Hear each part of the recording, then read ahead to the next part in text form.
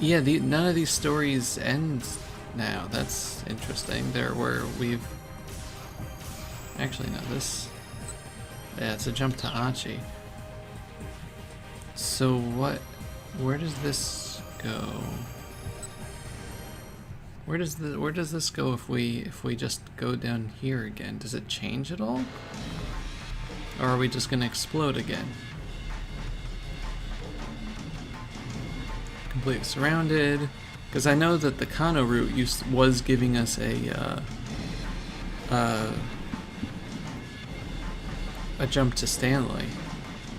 Just don't know why it's not there anymore, but let's say price negotiations have ended. Enough of this act. What a shame. Oh, he swung his... Okay, no, that's the same, Yeah. That goes up.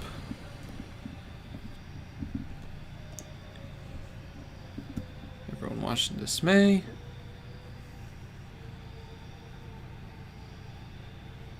Okay. Yeah, we got to this part, and SOS members fanned out. Kinda likewise, prepare to catch one that was heading straight toward him. This is new, right? He caught sight of Palmer speeding away. This is new! Kano made up his mind on the spot. There was only one right call here. He needed to make it. We have to protect the lives of the people. Yeah. As much as he wanted to apprehend this criminal, he couldn't sacrifice innocent people to do it. Kano caught one of the vials deftly in both hands.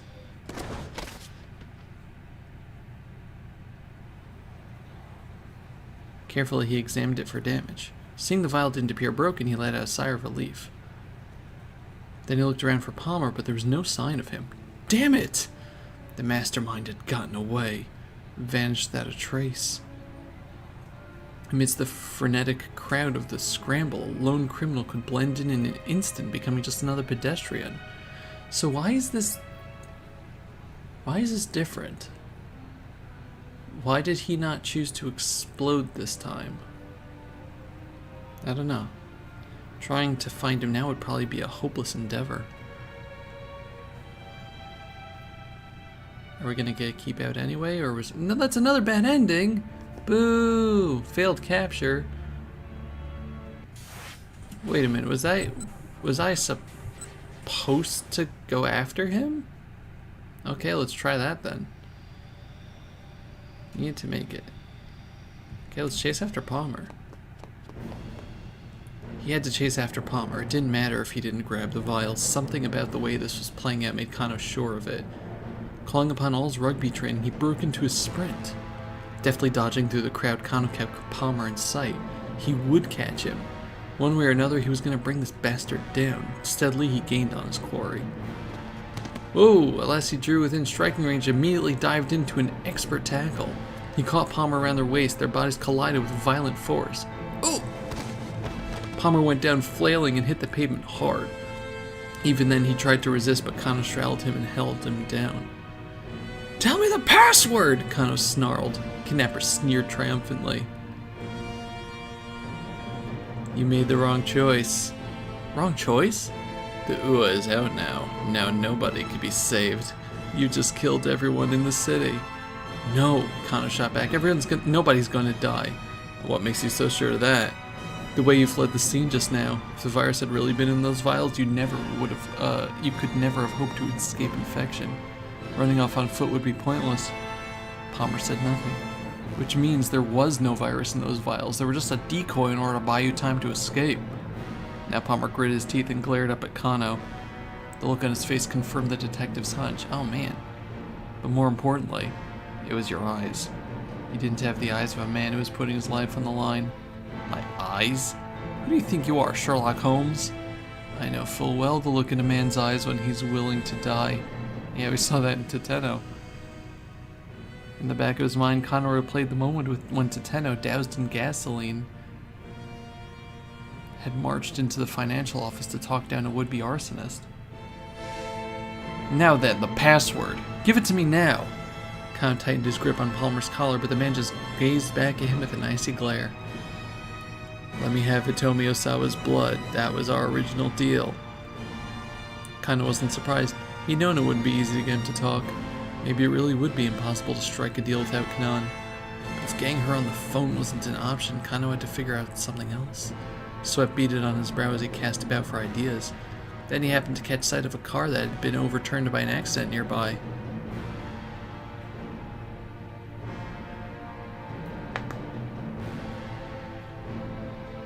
Gasoline had spilled from the vehicle, creating a broad, dark puddle in the pavement.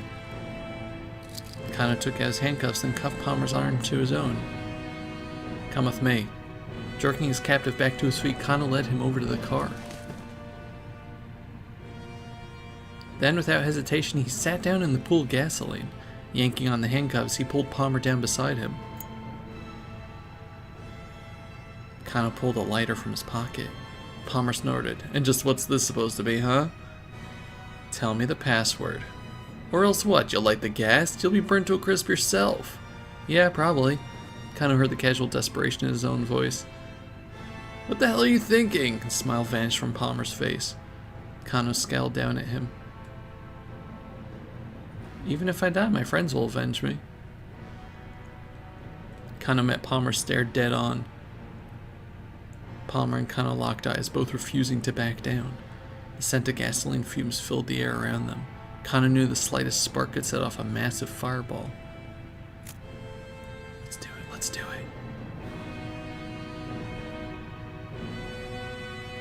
Calmly, he flicked the lighter on. "We should be dead now." "Gasoline is very flammable with fumes. We should be dead at this point." "You can't be serious." Palmer's eyes fixed on the tiny flicker of flame. "The password. You value your life so little? The password!" In his mind, Kano could see the pages of the Dick Diary clear as day. Dictum number 1. Never lose sight of what you're supposed to protect. Ever.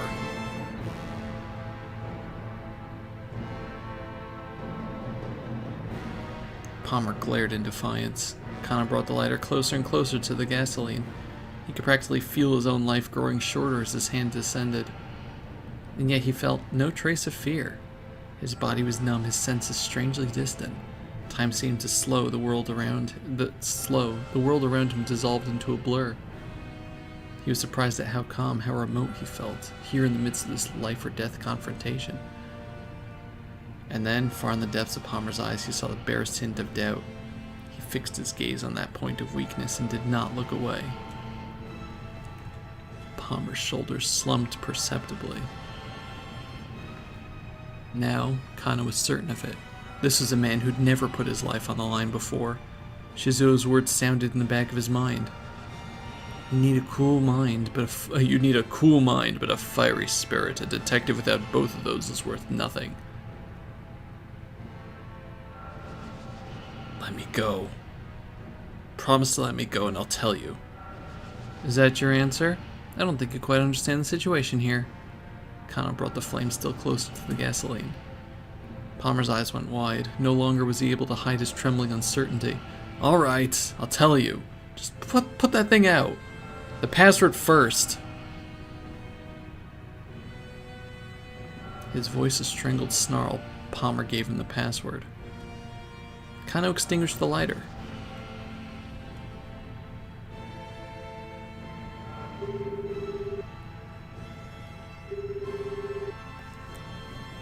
Pulling out his cell phone, Kano dialed up Osawa. As he did, he recalled the last exchange with Stanley at the electronics shop. Looks like we'll be able to have that beer after all. Okay, so we can jump to Stanley there, but Osawa didn't answer. Kano guessed immediately that something was amiss. Detective! Achi's voice was full of worry. I've got Stanley on the line. He says a Detective Teteno. Don't you give me the anime again. And there's the bomb.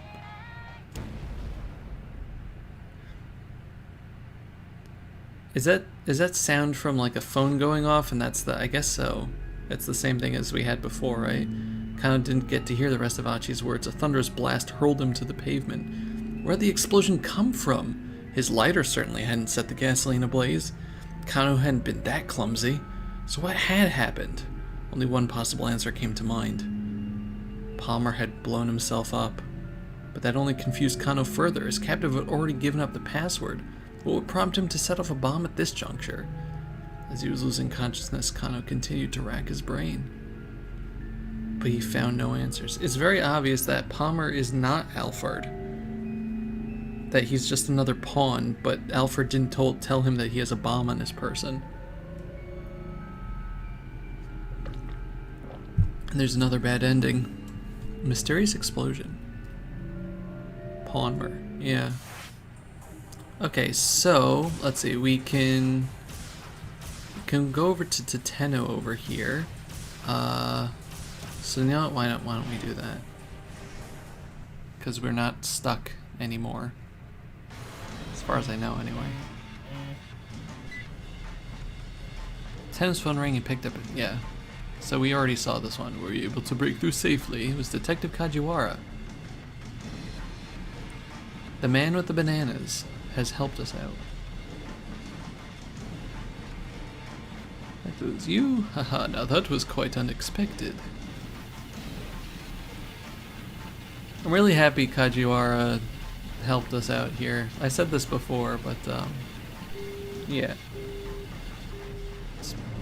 I'm glad that he turned out to be nice. Crashed headlong through the barricade. There was no way he'd come out of that uninjured. Yeah.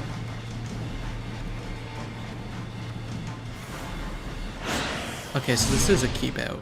I wasn't wrong. Okay, so let's head. No, not Minarakawa. So Kano has a jump to Stanley over here that we're gonna do then, because that it is active.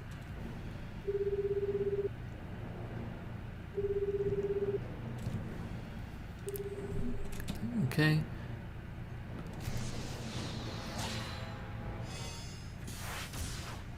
Okay, good.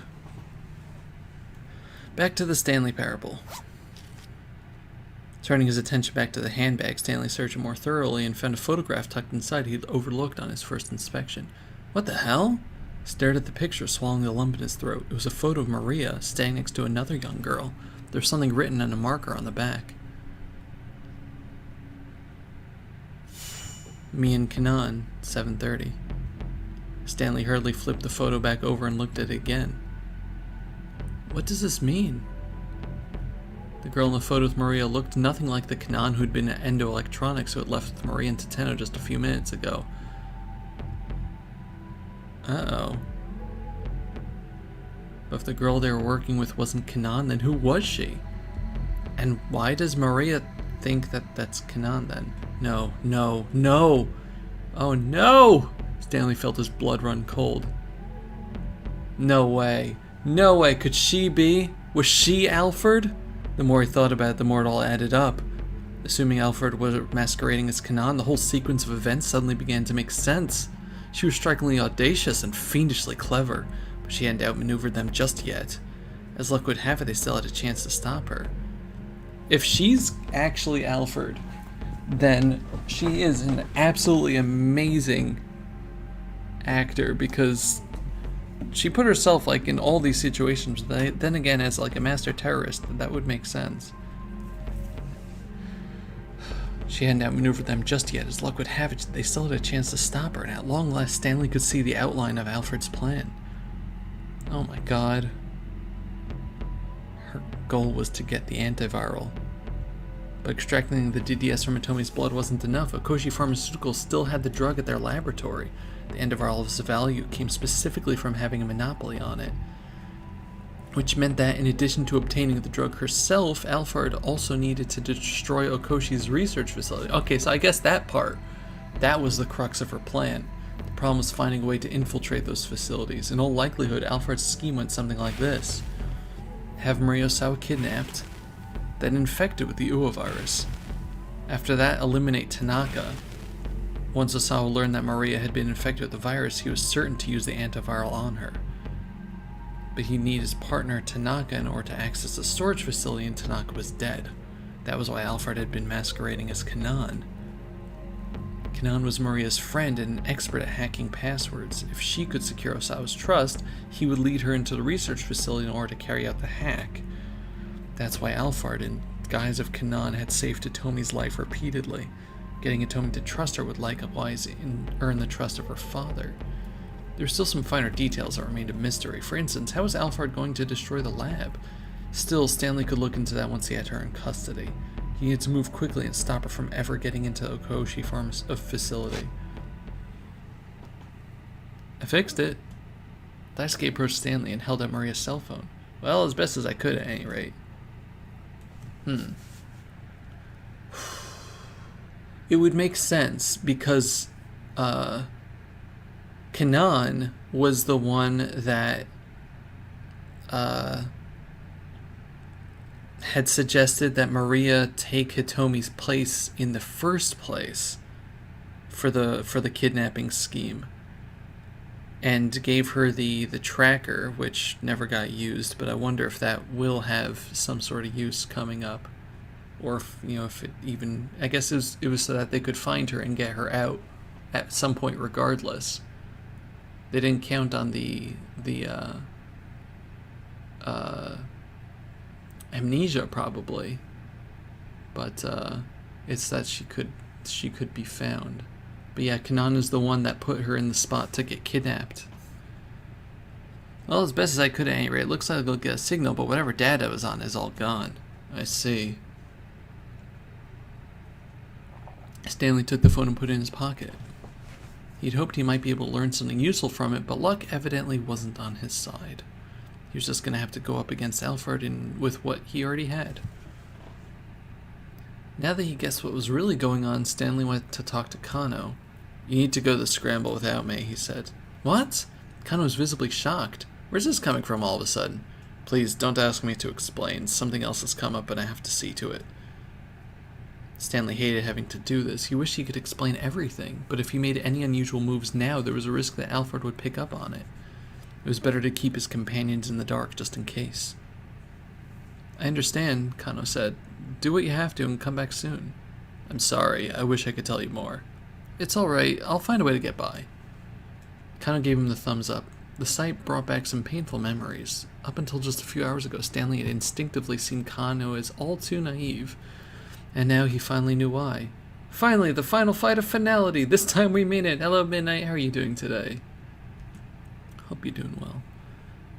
Kano was just like his younger brother, Frank.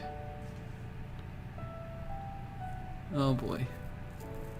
They might have looked very different, but in the way they mixed up their responsibilities with their personal feelings, they were totally alike.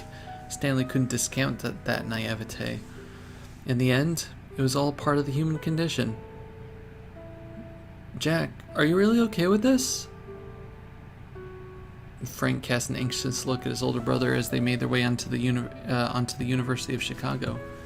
Our private university in Chicago, Illinois, lauded as one of the foremost research institutions in the U.S., more than 90 alumni have been awarded the Nobel Prize.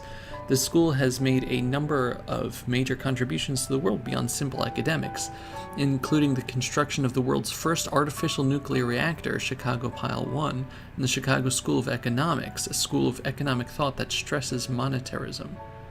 Interesting.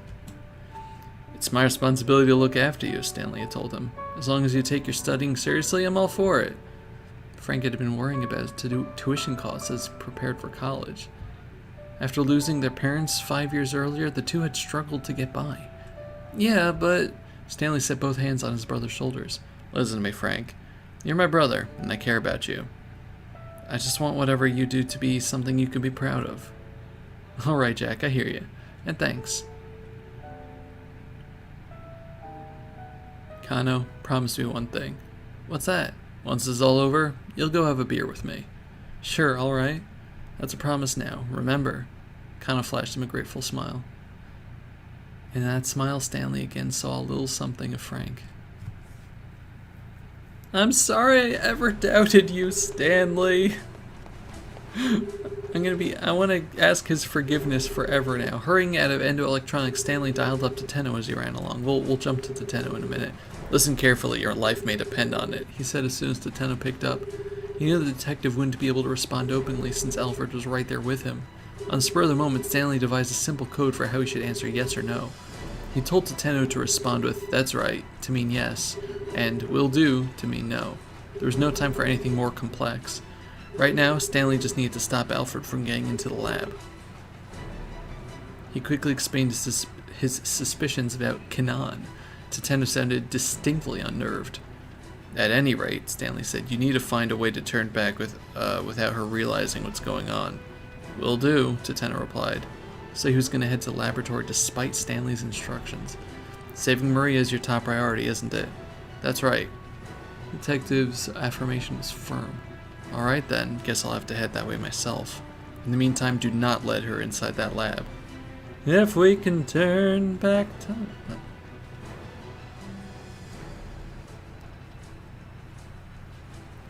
Trying to get the right song. If I could turn back time, there we go, to the good old days.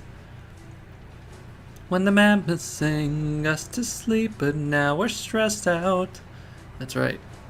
The other one was, if I could turn back time, if I could find a way. There's a lot of songs about turning back time. Tateno was no match for Alphard. If she figured out what was going on, she'd probably kill him on the spot. Reassurance or encouragement would be meaningless right now. Instead, Stanley left Tateno with one final warning. I guess it's just keep Maria safe, that's your job. Tateno hung up without saying anything. The area around Dogenzaka was in disarray. The government had declared a state of high alert, and people on the street were milling around uneasily, unsure what was going on. Modern-day Japan lacks both the infrastructure and legal framework to properly deal with a large-scale bioterrorist threat. Coordination between the police, Japan Self-Defense Force, JSDF, health centers, and so forth would be a monumental task. In all likelihood, if a bioweapon were ever unleashed there, the target site would fall into chaos. The main roads had been blocked off and automobiles and motorcycles were at a standstill. Some vehicles had overturned on the curb in an apparent attempt to circumvent the blockade. Any moment now, Kano's team would be putting their plan into action at the Scramble. Stanley wasn't sure who they might have gotten to help, but Kano was certain to put them to good use. Please stay safe. Don't you dare die on me. Stanley prayed silently as he darted underneath the railway overpass. He made it to his car, still parked on the roadside, and fortunately beyond the blocked-off area. Jumping in, he sped off toward the laboratory.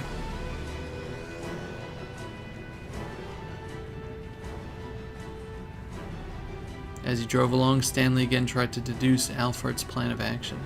If Alphard herself was on the way to the lab now, then what was the objective of Fake who'd been sent to the Scramble? A call came in from Tateno. Stanley here. Picked up quickly, but as he did, he wondered, why was Tateno calling him? Alphard was right there. There was no way the detective should be risking a phone call. What's going on? Tateno said nothing. Stanley repeated the question. Still, Tateno did not reply. Stanley's apprehension spread like a droplet of ink in water. Hey, has something happened? Hey, answer me! The call cut out.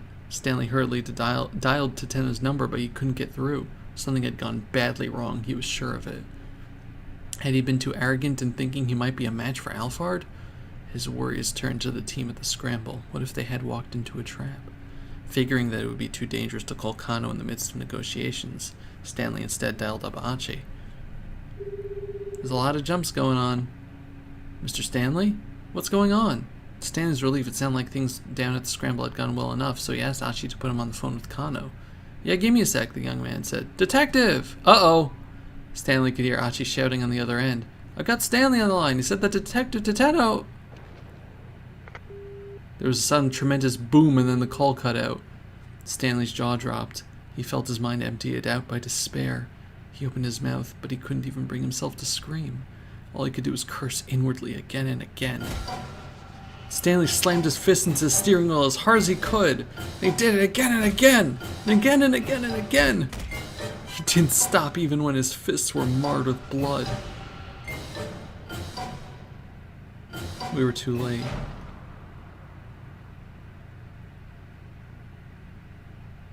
Call cut short. Okay, well, we gotta jump over here. Let's jump to Tateno and see if we can stop this. Ouchies indeed.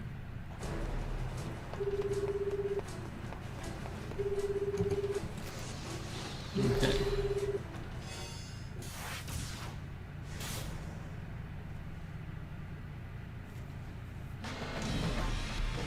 Once they made it past Shibuya Station, the roads were relatively clear. They ought to make it to the lab in no time.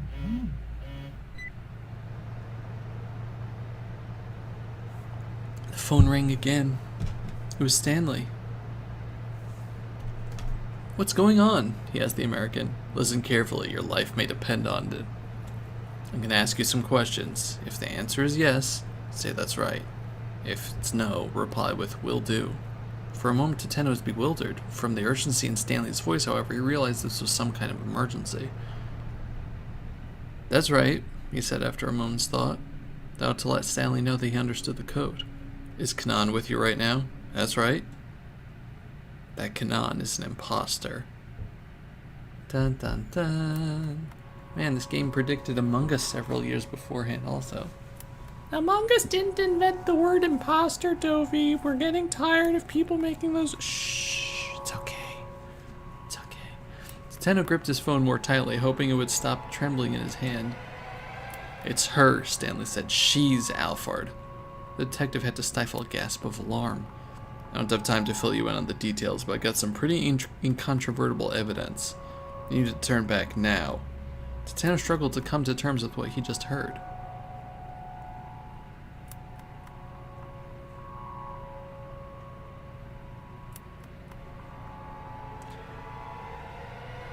Did Maria ever see Kanan? Maybe she didn't, actually. I'm just trying to think, because I'm sure she met her at some point, but she was blindfolded when they were on the roof and Kanan saved her from Tateno, and then she bolted so she didn't see anybody. And then she came straight to Endo Electronics and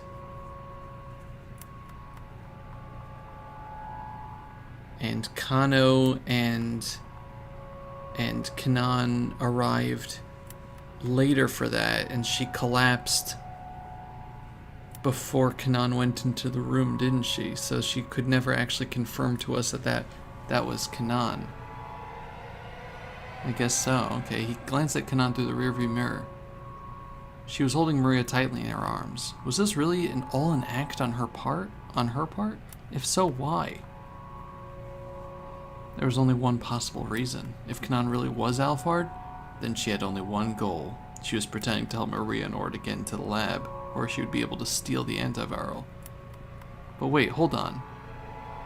Kanan was Maria's friend, wasn't she? Hitomi had said as much herself. Kanan's my sister's friend. Maria certainly knew what her own friend looked like, and since it was obvious that Maria might be present, it didn't make sense for a clever imposter to pretend to be Kanan. Or did it? When Kanan showed up on the roof of the South Hill making her surprise attack at Tateno, Maria had taken off down the staircase without ever looking back. Okay, so good. Tateno's coming to the exact same conclusions I am. And when she turned up at Endo Electronics' workroom, Maria had already collapsed and fallen unconscious. Literally the exact line. Tateno felt a chill spreading through his body. As far as he knew, Maria had never actually seen the girl who was now sitting in the back seat. But then, what about Hitomi? Shouldn't she have known what Kanan looked like? Tateno tried to remember just what Hitomi had said. Kanan's my sister's friend. I just met her for the first time today. If they'd never met each other before today, then maybe Hitomi didn't know what the real Kanan looked like. This also explains how Kanan was able to come save us from the syndicate members. And she's just like, run, I'll handle this, and then she just shows up later. No, but she also, she slaughtered all of the syndicate members at that place because they could have all identified her. Oh no. There was only one explanation that made sense. Because they said it was, and when they were saying it was Kanan, they're saying that that's what she was calling herself, not that's who killed us. Because they realized they had been betrayed. Oh boy. Hey Tateno, you still with me? Stanley sounded like he was on the verge of panic. At any rate, you need to find a way to turn back without her realizing what's going on. Even if Kanan really was Alphard, Tateno had to keep heading toward the lab. He went over to coded responses in his head. Yes, that's right, and no will do. Will do, he said. Saving Maria is your top priority, isn't it? That's right, Tateno affirmed. Alright then, guess I'll have to head that way myself. In the meantime, do not let her inside that lab. That's right. Tateno hung up. Who was that? Kanon asked. Tateno felt his heart skip a beat. That was Kuze, that cop from earlier. He tried to keep his voice as level as possible. He was worried about us and wanted to check up. Oh, okay, Kanon muttered, sounding disinterested. Tateno could only hope she hadn't guessed the truth. It felt like the specter of death himself was breathing down his neck.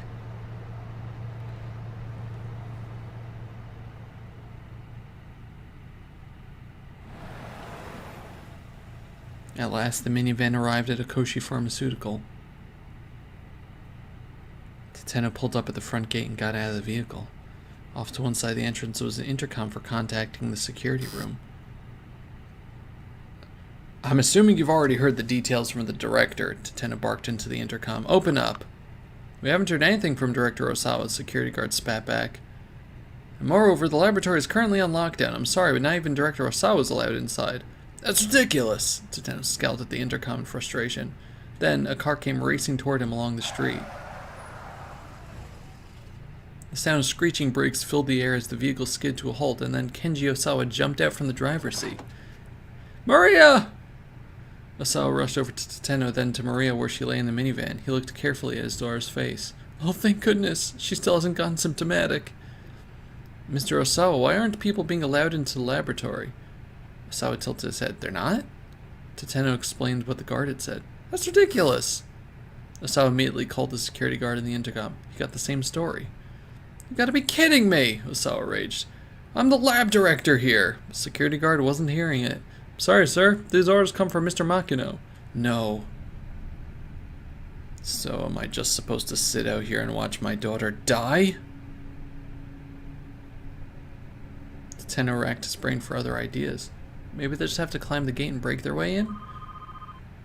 Then over the intercom they'd heard the sound of a phone ring in the security room. The security guard answered it without muting the intercom speaker.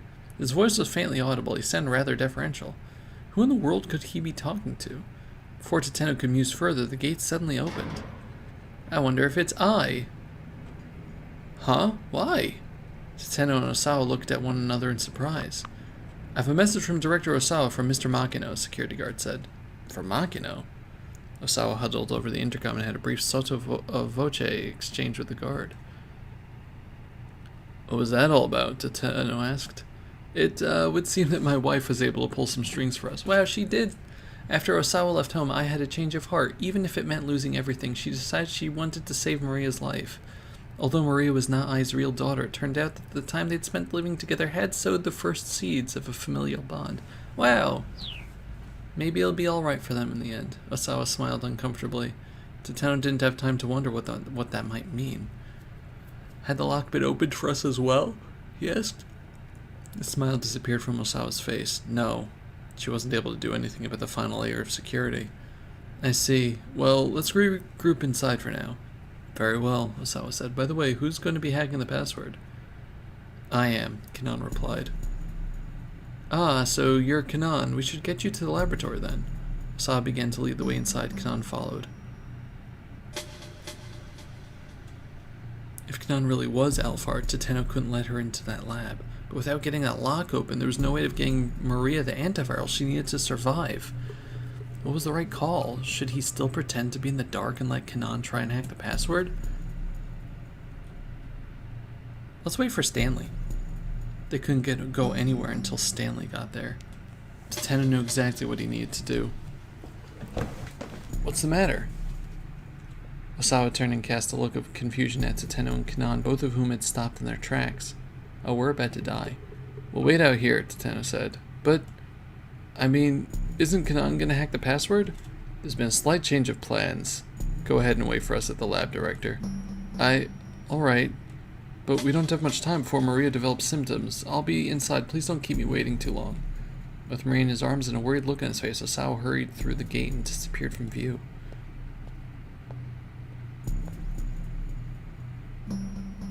What do you think you're doing? Kanon asked.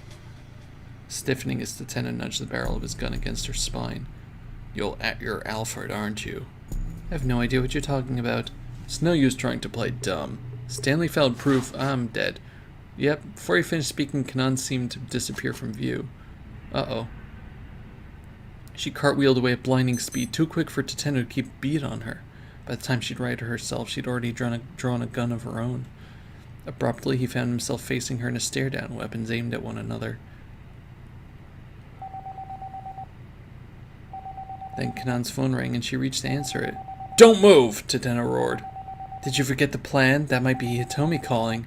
"I don't care, don't you move!" Kanan really was Alphard. The whole plan might be a sham. Tateno kept the barrel of his gun squarely on its mark. Kanan let out a little sigh. "Have you considered that Stanley might be lying to you?" "Yes, it's possible, but I need to make sure we avoid a worst-case scenario." "If you don't let me into the lab, who's going to hack the password?" "You've got your little decoy. My friends will get the fake Alphard to cough up the password." Once her phone had stopped ringing, Kanan sighed again. "And what about Stanley, then? Is he on his way here?" "Who knows?" Tateno said. At that, Kanan lowered her gun. She seemed disturbingly full of confidence. "Have confidence." Kanan flipped open her cell phone. "Who do you think you're calling?" Tateno adjusted his aim, pointing his gun at the young woman's head. "Look, I'm going to call Hitomi and have her clear up these suspicions you have about me." We don't have the time for this right now. Wouldn't you agree?"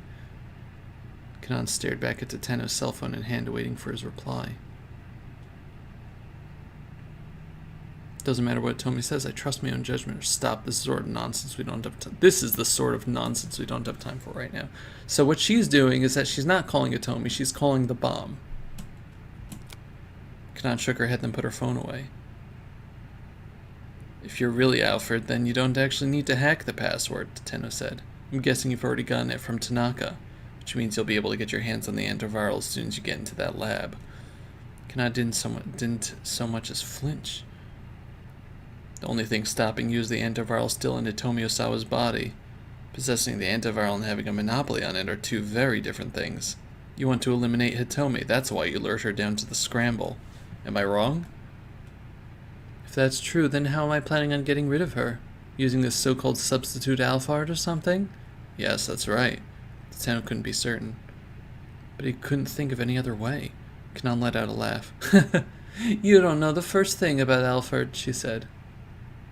"Alphard keeps the outlines of his plan to the Shibuya Scramble?" Dun, dun, dun. Yes, actually. "Alphard keeps the outlines of his plans blurred, says deliberate actions just get lumped in with coincidences. That's the crux of all his plans. That's how he's able to pull off his schemes by himself. He'd never solicit help from a third party." The words seemed like they were Kanan's, but also seemed like they were Alphard's. With his gun still at the ready, Tateno got out his phone and called Kano. The young detective was quick to pick up. "Detective Tateno, what's going on?" "You need to get Hitomi Osawa to safety immediately. Alphard isn't trying to get at her blood. He wants her eliminated." This is new for us, from the Kano side. "What?" "Hurry!" "Yes, sir." Once he'd gotten Kano's confirmation, Tateno hung up. "And now your little plan has been foiled," Tateno said. Kanan snorted. "Has it now? If I really am Alphard, then all I need to do is eliminate you here and head right on into that lab." Even without her gun raised, she still radiated intimidation. Tateno might have had her at gunpoint, but he could feel the threat of her presence like a gathering storm. "Eliminate me?" he said, doing his best to mask any sign of weakness. "You're the one who doesn't have your gun ready." "I don't need my gun," Kanan said simply. "And why's that?" "She's gonna knife me." "Because you can't shoot me." "What's that supposed to mean?" Kanan glared sharply at Tateno. Her look pierced him like a blade. Then she quirked an unsettling smile and took a step closer to him. "Don't move," he warned. Tateno said, "Don't try anything funny. Try anything funny and I'll make sure you regret it." Kept his gun trained on the center of her chest. "You can't shoot me." Kanan took another step closer. "You're still traumatized from that time you let your friend's wife die." How do you know about that?" Tateno was shaking now, his aim wavering. I heard you talking with the younger detective up on that rooftop. You can't shoot me, I quit! You can't quit. You're fired. That was right, she had been there. Let's test my theory out. Kanan pointed her index finger at her own heart. If you think I'm Alphard, then shoot me, right here. Huh? The corner of her mouth twisted up. You can't do it, can you? Tenno's gun hand shook all the more. You were afraid to pull the trigger.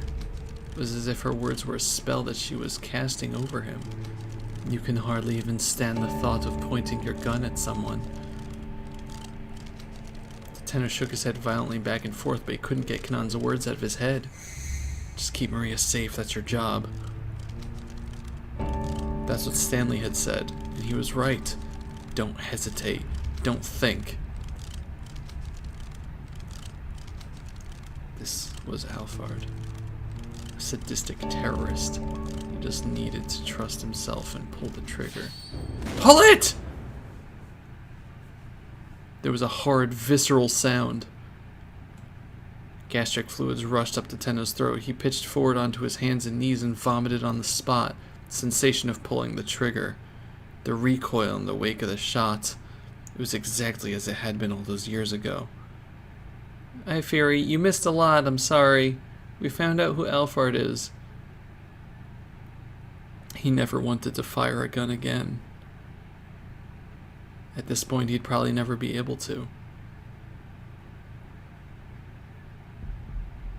Where were you even aiming? The voice had come from right in front of him. No, it wasn't Professor Palmer. He was a decoy. He looked up to see Kanan standing right there. His heart began hammering like mad. This was the end. He braced himself for oblivion even as his body cried out to survive. There was the dull roar of a gunshot, and then silence.